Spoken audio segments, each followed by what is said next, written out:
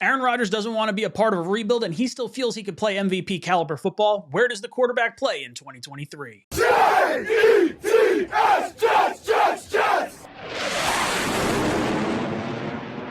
If there's a rebuild going on, I won't be a part of it. I'm sure that'll trigger somebody asking them, are you guys rebuilding? And the answer would be, of course not. We got this and we got that, but it's a mindset. If they want to go younger and think Jordan's ready to go, then that might be the way they want to go. And if that's the case, and I still want to play, then there's only one option, right? That's to play somewhere else. If it's not, and they, no, we still want you to play, and this and that, then it'd have to be, the right situation with the roster that looks like we can win it all, because there's no point coming back if you don't think you can win it all.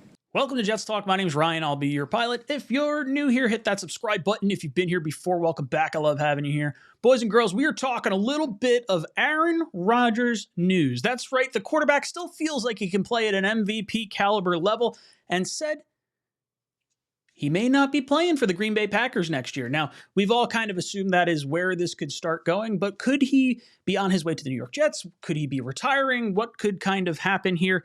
Obviously, a lot of this started with speculation after the final game of the season, Packers versus Lions, when Jameson Williams went up and asked for a jersey swap. I'm stuck. I gotta hold on this one. With Aaron Rodgers saying, I'm going to hold on to this one, it started swirling the speculation. Is he going to retire? Is he going to ask for a trade? And that was his final game in Green Bay. I think he has $60 million or 60 million reasons why he should be playing in 2023. I don't think he's going to leave that on the table. So by him saying, I want to hold on to this one, for me, I think he's probably, or I think he knows he's probably done in Green Bay.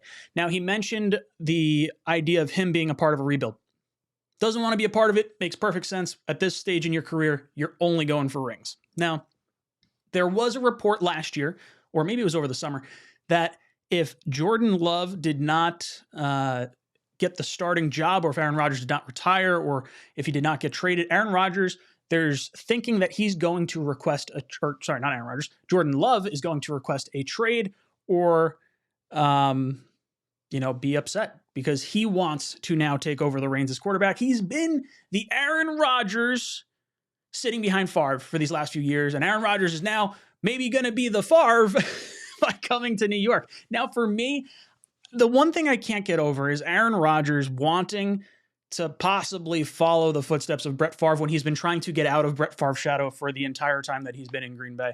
Now, that being said, Aaron Rodgers coming to New York, I think he would absolutely love the media attention, the New York market. I think he would just lap up all the attention. Absolutely think he would like that. I also think he would have a better career here than Brett Favre. Brett Favre went 8-3 before we just spiraled out of control with his injury, and the Jets wound up breaking his consecutive game streak on the final game of the season.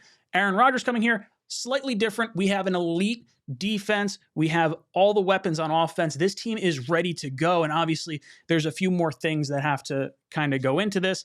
And I'll get into the numbers. I want to talk about Rodgers' contract because there's a lot of confusion over where things line up, what cap hits wind up happening. Can the Packers even trade this guy? For me, before I get into the contract, Rodgers wants to play competitively with players he wants to play with. Most notably, David Bakhtiari, his left tackle, Randall Cobb, wide receiver, Allen Lazard, wide receiver. Bakhtiari has a $28 million cap hit this year, which means he's probably going to wind up getting cut by the Packers, which means if you wind up trying to bring in Aaron Rodgers, you may, in a sense, get his left tackle. You may get the two wide receivers in Lazard and Cobb, which means if you're cutting Corey Davis, maybe that works out in your favor, especially if you're cutting Berrios as well. You're going to need a little bit more depth across this team either way. So I like this. I think with Rodgers comes other players that do solve areas of need for the New York Jets. It's just a matter of how much it's going to cost to trade Aaron Rodgers. And I think Rodgers does have a little bit of influence here as to where he's going to go because he dictates his cap hit. And if he says, oh, I'm just going to retire, Packers, like, screw you guys.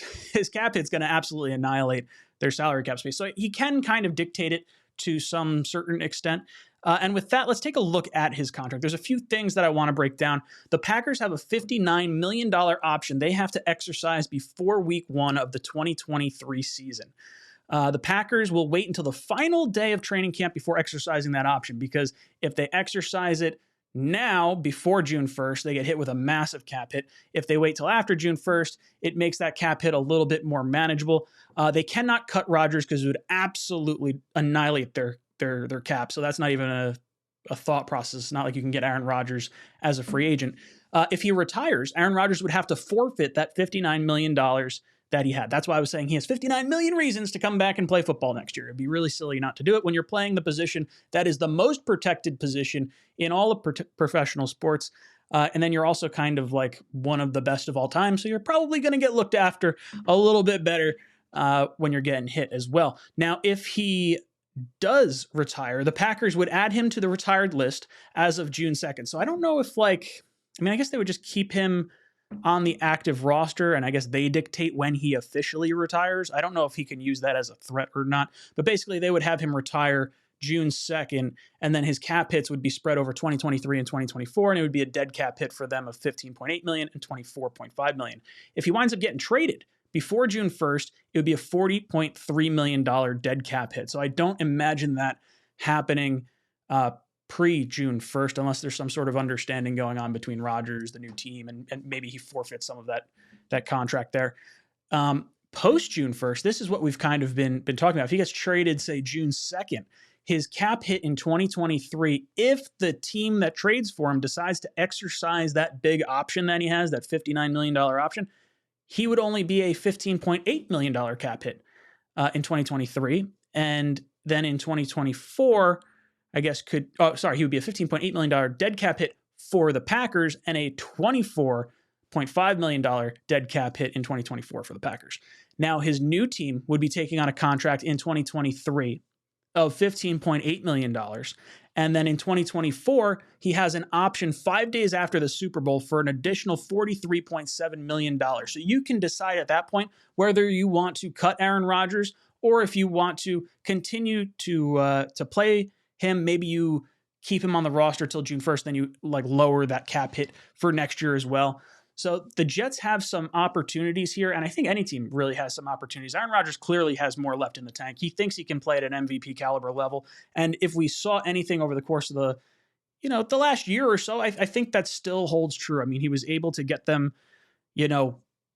fighting back to the playoffs, and the Jets have a far better roster than the Packers do. So I think if you move Aaron Rodgers over to the AFC East, the Jets are legitimately a Super Bowl caliber team. You got a quarterback that knows how to play in cold weather. You have a guy that can be Zach Wilson's mentor for the next 2 years.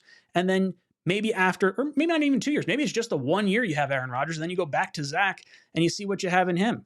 You can exercise Zach's fifth-year option after next year with Aaron Rodgers. So you're going to have an entire season of looking at Zach before deciding on that fifth-year option. And then in 2024, you go back to Zach and you see what you have there. I think that's a really good option if the Jets still do believe in Zach Wilson. I think it also buys Joe Douglas and Robert Saleh an additional 2 years on their current contracts. I think if you bring in Aaron Rodgers, you're definitely a playoff caliber team, and everyone's going to be paying attention to you, which means you get the next year and then us looking at Zach Wilson, and then maybe you at least save yourself those 2 seasons there. So guys, let me know, do you think Aaron Rodgers makes sense for the New York Jets? Do you want the Jets to move on and trade for him, being that number 1 overall pick? Potentially, if you had to give up a first-round pick, you wouldn't have to use it on tackle because maybe you can get David Bakhtiari for a year or 2. Who knows? It's going to be kind of interesting to look at, but I want to hear what you guys have to say. Let me know in the comment section down below. And as always, go Jets. Jets!